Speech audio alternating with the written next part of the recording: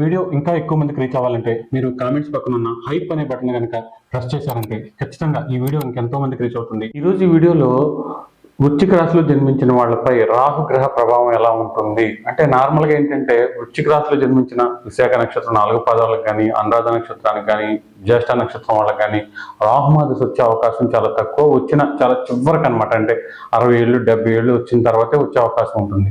ఎందుకంటే రాహుమాదశ అనేది చాలా వరకు మీ నక్షత్రాల అంటే ఎండింగ్లో ఉంటుంది అనమాట. కాబట్టి వీళ్ళు కేతు మహాదశని ఫేస్ చేస్తారు తప్ప రాహు మహాదశ అనేది చాలా తక్కువ ఫేస్ చేస్తారు. అయితే వీళ్ళకి జనరల్గా ఏంటంటే రాహు అంతర్దశ అంటే కేతువులో కానీ బుధుడిలో కానీ శనిలో కానీ లేదంటే శుక్రుడిలో కానీ రాహు అంతర్దశలు వచ్చినప్పుడు కొంతవరకు రాహు వల్ల ఇబ్బందులు ఉంటాయి తప్ప చాలా వరకు వృశ్చిక రాశిలో జన్మించిన వాళ్ళందరికీ కూడా రాహు యొక్క ఇబ్బంది చాలా తక్కువ అనమాట. అయితే ఈ రాహు యొక్క ప్రభావం వృశ్చిక రాశి వాళ్ళ మీద ఏ రకంగా ఉంటుంది, రాహు అంతర్దశలు వచ్చినప్పుడు ఎలాంటి ప్రభావం ఉంటుంది అనే విషయాన్ని వీడియోలో తెలుసుకుందాం. మీరు అనేక రకాలైన సమస్యలతో బాధపడుతున్నారా? ఆర్థిక, వ్యాపార, ఉద్యోగ, వివాహ, కుటుంబ, ప్రేమ వ్యవహారాలు ఎటువంటి సమస్యకైనా సరే మీకు గాయత్రి జ్యోతిషాలయం ద్వారా అద్భుతమైన పరిష్కారాన్ని అందిస్తాం. ఎవరైతే అనేక చోట్ల జ్యోతిష్యం చూయించుకుని విసిగిపోయారో, ఎన్నో వేలు లక్షలు అవజేసుకుని ఇక మా కర్మ ఇంతే, మా జీవితం మారదు, జ్యోతిష్యం అంటే బోళ్ళు డబ్బులు అయిపోతే తప్ప ఎటువంటి ఉపయోగం ఉండదు అనుకుని జ్యోతిష్యం మీద విరక్తిలో ఉన్న వాళ్ళు తప్పకుండా ఒక్కసారి మమ్మల్ని సంప్రదించండి. మీ యొక్క పుట్టిన తేదీ సమయాన్ని బట్టి జాతక చక్రం వేసి అందులో మీకు అనుకూల గ్రహాలేంటి, ప్రతికూల గ్రహాలేంటి, దశలు, అంతర్దశలు ఏమి ఊగిస్తున్నాయి, ఏ దోషాలు ఉన్నాయి, కాలసర్పదోషం, శనిదోషం, లగ్నదోషం, కుశదోషం, వీటినన్నిటిని పూర్తిగా పరిశీలించి వీటన్నిటికీ తగ్గ ఒక అద్భుతమైన మంత్రాన్ని మీకు ఇస్తాం. నాగశాస్త్రం, తాంత్రశాస్త్రం ద్వారా మంత్రం ఇవ్వడం వల్ల అది కేవలం 11 రోజుల నుంచి 21 రోజుల్లోపే మీ జీవితంలో మార్పును తీసుకువస్తుంది. ఇదంతా కేవలం 2000 రూపాయలకు మాత్రమే. దీనికి మీరు చేయాల్సిందల్లా స్క్రీన్ మీద కనిపించే 9160803649 నెంబర్ కి మీ పేరు, పుట్టిన తేదీ, పుట్టిన సమయం, పుట్టిన ఊరు వాట్సాప్ చూపించాలి. తర్వాత 2000 రూపాయల అమౌంట్ ని గూగుల్ పే లేదా ఫోన్ పే ద్వారా ఈ నెంబర్ కి పే చేసి స్క్రీన్ షాట్ ని వాట్సాప్ లో పంపాలి. కేవలం 7 రోజుల నుంచి 10 రోజుల లోపు ఒక రోజు ముందుగా రేపు ఏ టైంకి మీకు ఫోన్ చేసేది అనేది మీకు తెలియజేసి అపాయింట్మెంట్ టైం ఇచ్చి ఆ టైంకి ఫోన్ చేసి మీతో అరగంట సేపు మాట్లాడి మీ సమస్యలకు సరిపోయే అద్భుతమైన తాంత్రిక మంత్రం, తాంత్రిక విధానాన్ని తెలియజేస్తాం. గాయత్రి జ్యోతిషాల యూట్యూబ్ ఛానల్ ఎంతగానో ఆదరిస్తున్న వృశ్చిక రాశి వారందరికీ కూడా మా కృతజ్ఞతలు తెలియజేసుకుంటున్నాం. ఈ రోజు ఈ వీడియోలో వృశ్చిక రాశిలో జన్మించిన వాళ్ళందరికీ కూడా రాహు యొక్క ప్రభావం, రాహు యొక్క ఇంపార్టెన్స్, రాహు వల్ల మన జీవితంలో ఏ ఏ విషయాలు ముందుకి వెనక్కి వెళ్తూ ఉంటాయనే విషయాన్ని తెలుసుకుందాం. మెయిన్గా ఏంటంటే కలియుగంలో సాంకేతికత అంటే ఏంటంటే ఈ టెక్నాలజీకి రాహువే కారణం అనమాట. మనం ఏదైనా సరే పాత రోజుల్లో ఏంటంటే ఉత్తరాల ద్వారా ఇలా కమ్యూనికేట్ చేసుకునేవాళ్ళం, నిదానంగా ఫోన్లు ఇవ్వాలి. ఏంటంటే ఫారిన్లో ఉన్న వాళ్ళతో మాట్లాడటం కూడా వీడియో కాల్లో చాలా ఈజీ, వాళ్ళని చూడడం అనేది చాలా ఈజీ అయిపోయింది అనమాట. దూరాలు తగ్గిపోయినాయి, చాలా దగ్గర అయిపోయినాయి. ఎన్ని సినిమా డైలాగులు అయినా సరే దీని అన్నిటికీ కూడా రాహువే కారణం అనమాట. దీన్ని అంతా పరిపాలించేది రాహువే. ఈ సాంకేతికత పెరగడంతో జరిగే అనార్థాలు, ఒకటి పెళ్ళాన్ని ఇంకొకటి ఇవాళ న్యూస్ వచ్చిందనమాట.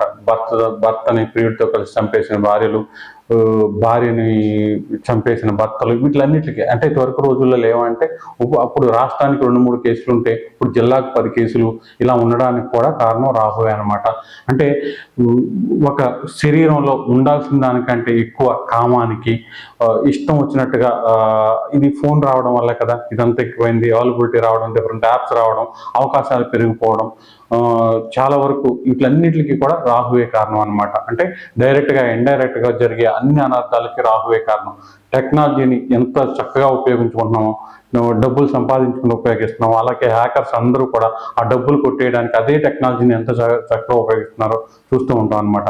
అంటే కష్టపడకుండా ఎదగడానికి వీటిలన్నిటికీ రాహువే కారణం అనమాట. అసలు అలాంటి ఆలోచనలు రావడానికి కూడా రాహువే కారణం అనమాట.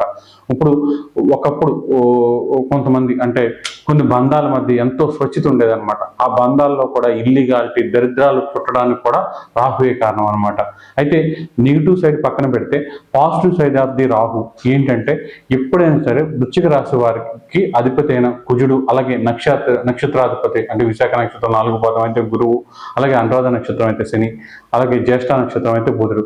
ఈ గ్రహాలకి సంబంధించి ఒక్క జ్యేష్ఠ నక్షత్రానికి అనురాధ నక్షత్రానికి రాహు ఏదైనా కొంత మేలు చేయొచ్చామో కానీ విశాఖ నక్షత్రం 4వ పాదంలో జన్మించిన వాళ్ళకి రాహు వల్ల ఏ రకంగానూ మేలు జరిగే అవకాశం ఉండదన్నమాట. చాలా వరకు రాహు అంతర్దశలు వచ్చినప్పుడల్లా కూడా ఈ నక్షత్రం వాళ్ళు ఎక్కువగా ఇబ్బంది పడే అవకాశం ఎక్కువగా ఉంటుంది.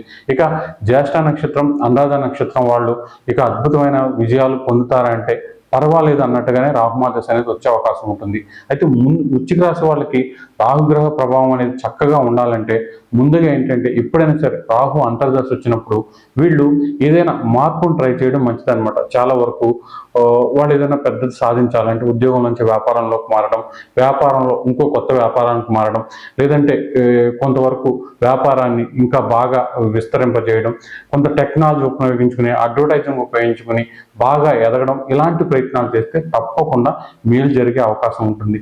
రాహుమధ్యలో చాలా వరకు ఇబ్బందులు, కష్టాలు, తగాదాలు ఇవన్నీ ఉన్నప్పటికీ కూడా డెవలప్మెంట్ కూడా మీరు కొంచెం మైండ్ అది గట్టిగా పెట్టి ప్రయత్నిస్తే చక్కగా జరిగే అవకాశం ఉంటుంది. ఎందుకంటే కేవలం అందరూ శనిగ్రహం వల్ల మనం ఎదగడం అనేది నాశనం అయిపోతుంది అనేది అనుకుంటారు. కానీ శని కాదనమాట. కలియుగంలో మనకి జరిగే అంటే బిచ్చగాడు కుబేరుడు అవ్వాలన్నా, కుబేరుడు బిచ్చగాళ్ళు అయిపోవాలన్నా రాహువే కారణం అనమాట.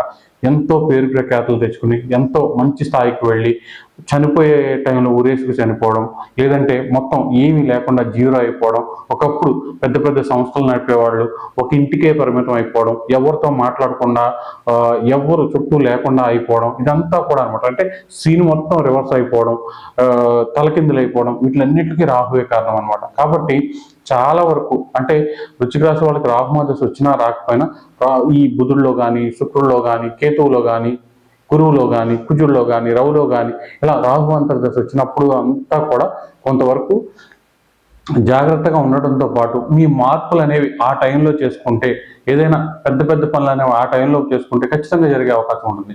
ఎవరైనా సరే మిలియనీర్ అవ్వాలి, లాటరీలు కొట్టాలి, బాగా సంపాదించాలి అనుకునే వాళ్ళకి కూడా రాహు యొక్క అనుగ్రహం చాలా చాలా అవసరం. రాహు బలంగా ఉంటేనే ఇలాంటివన్నీ బాగా జరిగే అవకాశం ఉంటుంది.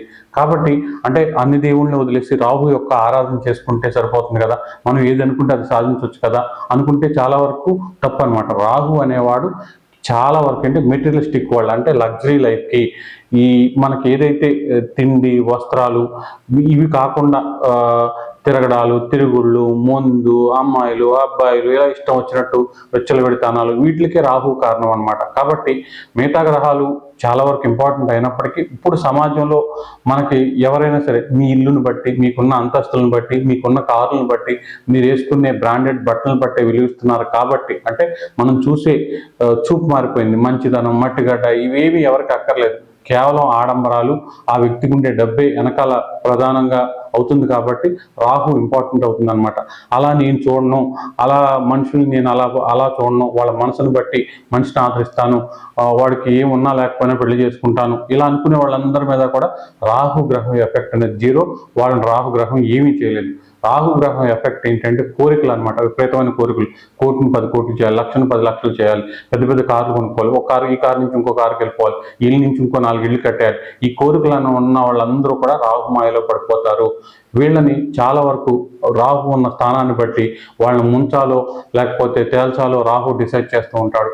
కాబట్టి ఎప్పుడైనా సరే ఇది పద్దాకా ఉన్నా లేకపోయినా చాలా వరకు గోచార రీత్యా అష్టమంలోకో లేదంటే 12లోకో లేదా 9లోకో రాహు వచ్చినప్పుడు జాగ్రత్తగా ఉండాలి. ఇలా అంతర్దశలోకి వచ్చినప్పుడు కూడా చాలా చాలా జాగ్రత్తగా ఉండాలి. వృశ్చిక రాశి వాళ్ళు ఎప్పుడైనా సరే శుక్రుల్లో రాహు వచ్చిన 3 సంవత్సరాలు, శనిలో రాహు వచ్చిన 3 సంవత్సరాలు, రవిలో రాహు వచ్చిన, చంద్రుల్లో రాహు వచ్చిన, కేతువులో రాహు వచ్చిన చాలా జాగ్రత్తగా ఉండాలి.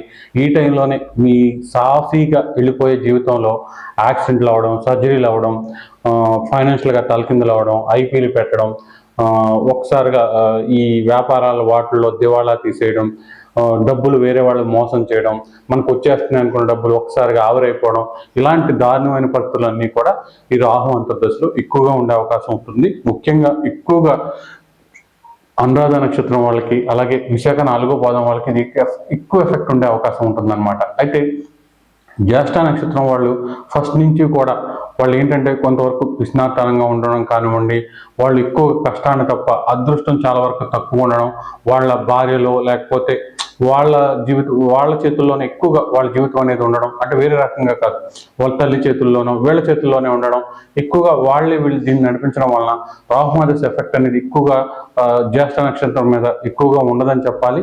అలా అని చెప్పి జ్యేష్ఠ నక్షత్రం తక్కువ చేయడం కాదు, కానీ ఈ 2 నక్షత్రాలకి విశాఖ అనురాధకి ఆశలు లేకపోతే కోరికలు ఏదో చేసేయాలని ఇలాంటివన్నీ ఎక్కువగా ఉంటాయి. కాబట్టి ఎక్కువగా రాహు ఎఫెక్ట్ అనేది ఈ 2 నక్షత్రాల్లో వృశ్చిక రాశి వాళ్ళ మీద ఉంటుంది. ఏది ఏమైనప్పటికీ కూడా పవన్ కళ్యాణ్ గారి నక్షత్రం కూడా అనురాధ నక్షత్రమే కాబట్టి ఎన్ని దెబ్బలు తిన్నా, ఎన్ని తగాదాలు పడ్డా, ఇప్పటికైనా సరే విజయం అనేది ఖచ్చితంగా వృశ్చిక రాశిలో జన్మించిన వాళ్ళందరికీ కూడా అద్భుతంగా వచ్చే అవకాశం ఉంటుంది. అయితే ఈ దశలో అంతర్దశలు వచ్చినప్పుడు మాత్రం జాగ్రత్తగా ఉండాలి. రెమెడీలు చేసుకున్నా చేసుకోకపోయినా ఎఫెక్ట్ అనేది చాలా వరకు ఉంటుంది కాబట్టి జాగ్రత్తగా ఉండడం, ఆ టైంని ఖచ్చితంగా చూసుకుని ఆ టైంలో పెద్ద పెద్ద నష్టాలు జరగకుండా చూసుకోవడం చాలా చాలా మంచిది.